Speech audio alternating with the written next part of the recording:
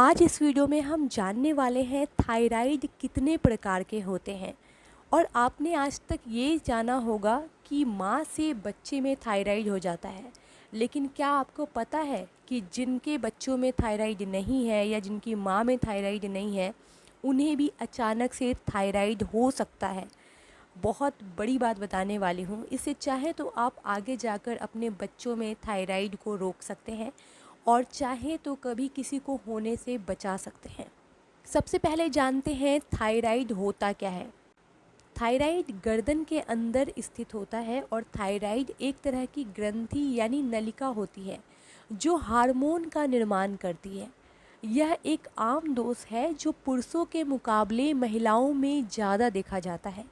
तो आइए जानते हैं कि महिलाओं में थायराइड के लक्षण क्या हैं, कारण क्या है, इलाज क्या है और डाइट क्या है, और कैसे जानेंगे कि आपको किस तरह का थायराइड है, यानी थायराइड के कितने प्रकार हैं। सबसे पहले वो बात करते हैं। तो थायराइड के दो प्रकार होते हैं, हाइपर थायराइड और दूसरा हाइपोथायराइड।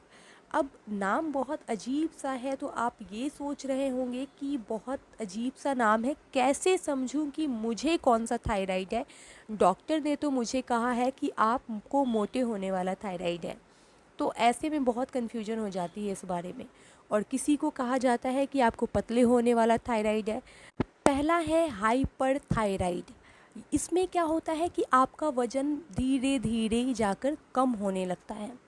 इसके लक्षण अगर आप जानना चाहते हैं तो आप में चिड़चिड़ापन हो सकता है, पसीना ज़्यादा आ सकता है, घबराहट हो सकती है, दिल की धड़कन बढ़ सकती है, नींद की समस्या हो सकती है, वज़न कम हो सकता है, भूख ज़्यादा लग सकती है। उसके बाद आपकी मांसपेशियों में कमजोरी और दर्द भी रह सकती है। अगर आप सोते हैं उसके बाद आपको अजीब सा महसूस होता है, यानी शरीर में पूरा दर्द रहता है, तो हो सकता है आपको हाइपर थायराइड हो, यानी पतले होने वाला थायराइड हो। दूसरा है हाइपोथायराइड। सुनने में नाम बहुत एक जैसा है लेकिन एक नहीं है।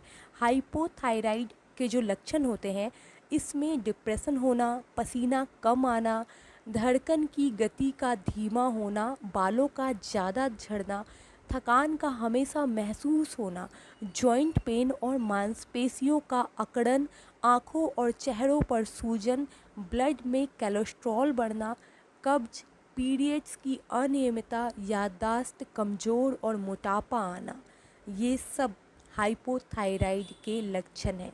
अब बात करते हैं कि आखिरकार, जैसे कि मैंने आपको वीडियो के शुरू में ही बोला था कि मैं आपको एक उपाय बताऊंगी जिसकी वजह से आप आगे जाकर बाकी लोगों में थायराइड होने से रोक सकती हैं।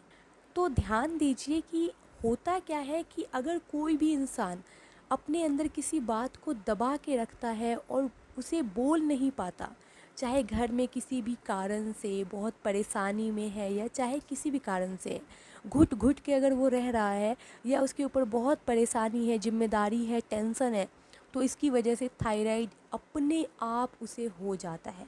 यही परेशानी थायराइड का कारण बनता है। और अगर एक लड़की में हो गया ये थायराइड, तो उसके बच्चे में अपने आप हो जाता है। तो कोशिश करें कि अगर कोई बच्चा ऐसा है जिसमें हो गया है, तो आगे जाकर वो आगे ना फैले, इसके लिए उसे समझाएं कि अपने बच्चे का ध्यान रखें, उसे डिप्रेशन में ना जाने दें। और दूसरी बात ये है कि अगर जिन्हें नहीं है वो थोड़ा खुल के रहें, एंजॉय करें लाइफ को, डिप्रेशन में ना जाएं। ये थायराइड बीमारी इन्हीं चीज़ों से होती है।